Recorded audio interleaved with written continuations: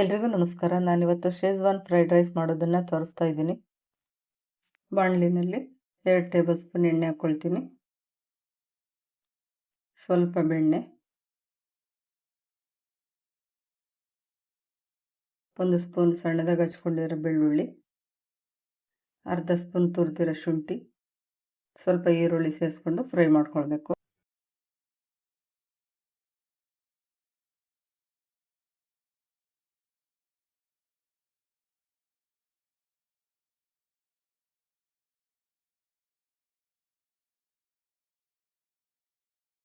ಈಗ ತರಕಾರಿ ಸೇರಿಸ್ಕೊಳ್ತಾ ಇದ್ದೀನಿ. ಬೀನ್ಸು, ಕ್ಯಾಬೇಜು,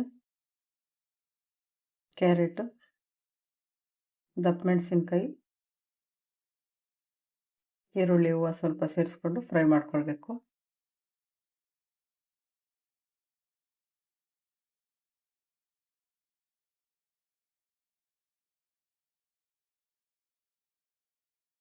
ಒಂದು ಸ್ಪೂನ್ ಟೊಮೆಟೊ ಸಾಸ್ ಹಾಕ್ತಾಯಿದ್ದೀನಿ, 1 ಸ್ಪೂನ್ ವಿನಿಗರ್,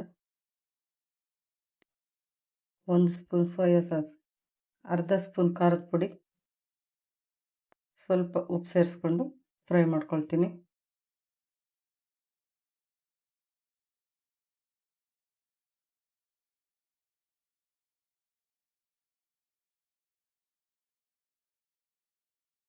ಈಗ ಅನ್ನ ಮಾಡಿಟ್ಕೊಂಡಿದ್ದೆ, ಈಗ ಸೇರಿಸ್ಕೊಳ್ತೀನಿ.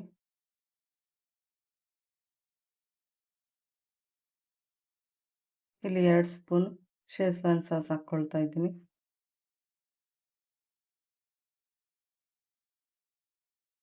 ಒಂದು 1/4 ಸ್ಪೂನಷ್ಟು ಕಾಳು ಮೆಣಸಿನ ಪುಡಿ ಸೇರಿಸ್ಕೊಂಡು ಮಿಕ್ಸ್ ಮಾಡ್ಕೊಳ್ತೀನಿ.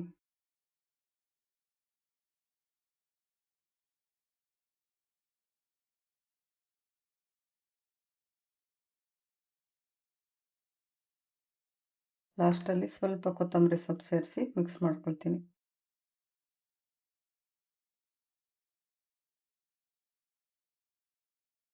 ಹತ್ತು ನಿಮಿಷದಲ್ಲಿ ರೈಸ್ ಮಾಡ್ಕೊಳ್ಬೋದು. ಈ ರೆಸಿಪಿ ನಿಮ್ಗೆ ಇಷ್ಟ ಆದರೆ ಲೈಕ್ ಮಾಡಿ. Thank you.